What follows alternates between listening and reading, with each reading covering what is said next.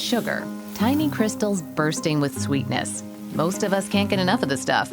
We love it in our morning cereal, our afternoon soda, and our evening dessert. But this rampant consumption wasn't always the norm. For most of human history, the amount of sugar in our diets was small. Just look at the numbers. In 1700, Englishmen consumed only 4 pounds of sugar per year. 100 years later, that number was 18 pounds. By 1900, sugar consumption was up to 100 pounds a year. Today, Americans consume 130 pounds of sugar per year, or 82 grams of sugar per day, more than 4 times the recommended amount. This includes both traditional refined sugar as well as high fructose corn syrup, which was developed in the 70s as a cheaper alternative. While high fructose corn syrup is often cast as worse than traditional sugar, their chemical components are identical, and science has shown that our bodies respond the exact same way to either substance, so we'll refer to both sucrose and high fructose corn syrup as just sugar. But how did we get here? The sugar revolution started with beets, or beet sugar to be exact. The refining process was first developed in Germany and improved on in France during a British blockade meant to cut Napoleon off from outside trade. This allowed sugar to be grown and processed in Europe for the first time. Before this, all sugar came from sugarcane, which only grows in tropical climates and requires intensive labor to harvest.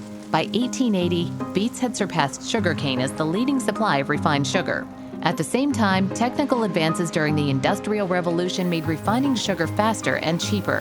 By 1920, a refinery processed millions of pounds of sugar in a single day, which would have taken an entire decade just 100 years earlier. Enter the 4 horsemen of the sugary apocalypse: candy, chocolate, ice cream, and soft drinks. All 4 industries appeared in the 19th century with sugar as their defining ingredient. Candy, chocolate, and ice cream had been around for centuries, but were only made in small batches. The Industrial Revolution provided the processing machines, freezers, industrial wrapping, and cheap sugar that allowed these sweets to be mass-produced for the first time. Soda was something new altogether. First sold as patent medicines, these over-the-counter remedies required no prescription and often made wild claims about their healing abilities. Sugar was later added to give the drinks a better taste. This was the eureka moment that created a multi-billion-dollar industry. Coca-Cola, Pepsi, and Dr. Pepper, known as the Big Three, each began their meteoric rise at the end of the 19th century. Combined, these companies are now worth over $350 billion. The 20th century was famously rocky, with 2 world wars and a Great Depression thrown in for good measure. But if you think that's enough to slow sugar consumption, you're wrong. Despite massive unemployment and food shortages, average sugar consumption increased by 16 pounds from 1920 to 1933. Turns out that for people with little else, sweets were a small and cheap vice, seemingly worth the price.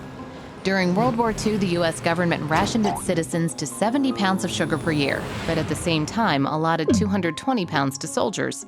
Many in the government saw sugar as a stimulant that made American soldiers more effective in combat. The candy and soda industries took advantage of this belief, supplying the armed forces with massive amounts of sweet treats.